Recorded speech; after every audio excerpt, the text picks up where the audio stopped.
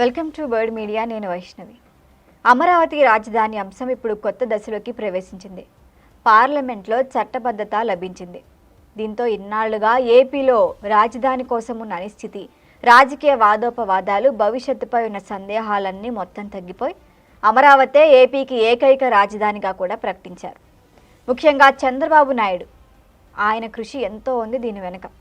ఆయన చాలాసార్లు అమరావతిని ఎవ్వడూ కదపలేడు అని చెప్పిన మాటలకు ఇప్పుడు ఆయన రాజ్యాంగపరమైన బలం కూడా చేకూర్చినట్లుగా తెలుస్తోంది.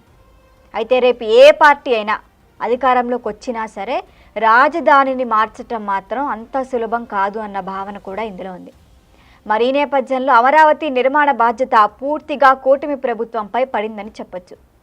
ఇక రాజధాని కోసమైతే వేలాది మంది రైతులు స్వచ్ఛందంగా ముందుకొచ్చి వాళ్ల పొలాలను, ఎకరాలను కూడా ఇచ్చారు.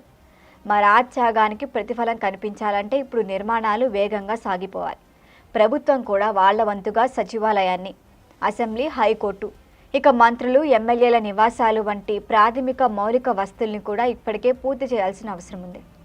అయితే ఆ రాజధానికి అసలు జీవం పోసేది ఏంటి అంటే కనుక ప్రైవేట్ రంగమే. మరి వారికి కేటాయించిన భూముల్లో ఐటీ టవర్లు, కార్పొరేట్ కార్యాలయాలు, వాణిజ్య సముదాయాలు, నివాస ప్రాజెక్టులు వేగంగా రూపుదిద్దుకుంటేనే నగరానికి ఆకారం వస్తుంది. మరి దానికి స్పష్టమైన విధానాలు, వేగవంతమైన అనుమతులు, పెట్టుబడులకు అనుకూల వాతావరణం కూడా ఇప్పటికే కల్పిస్తోంది కూటమి. ఒక నగరం గనక అభివృద్ధి చెందాలంటే గనక ఫ్లోటింగ్ పాపులేషన్ ఇది చాలా కీలకం.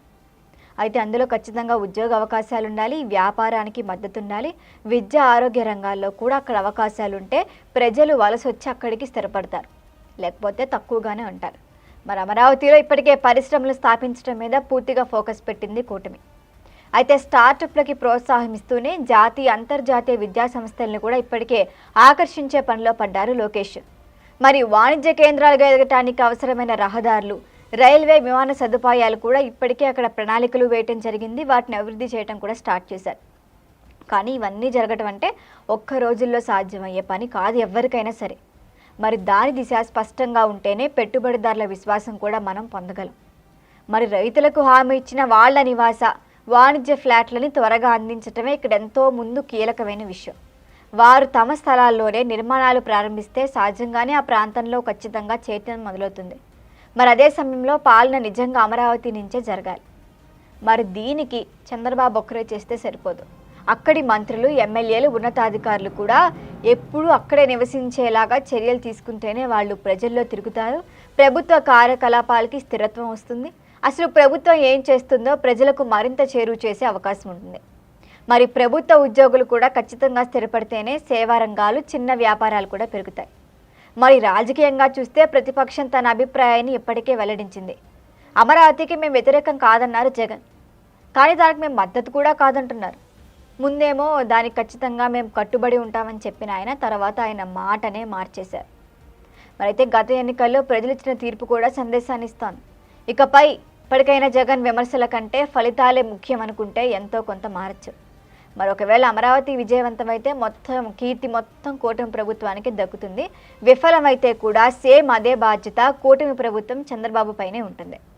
మరి దిశలో ఇప్పుడు ప్రభుత్వం తీసుకునే ప్రతి నిర్ణయం అందరి దృష్టి ఉంటుంది.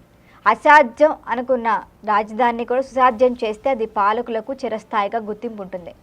మరి 5 ఏళ్ల కాలంలో సరిగ్గా ప్రణాళిక వేసుకొని చిత్తశుద్ధితో పనిచేస్తే అమరావతి నిజంగా ఆధునిక నగరంగా మారుతుంది. ఈ రాజకీయవాదులన్నీ పక్కన పెట్టి రైతుల ఆశలు, ప్రజల విశ్వాసం కేంద్రంతో ముందుకు సాగితేనే ఈ రాజధాని కథ సాఫల్యం పొందుతుంది. మరి ఇప్పుడు అందరి చూపు అమరావతిపైనే ఉంది. కార్యాచరణే అసలైన పరీక్ష ఇప్పుడు. మరి ఎట్లా జరుగుతాయో పనులు చూద్దాం.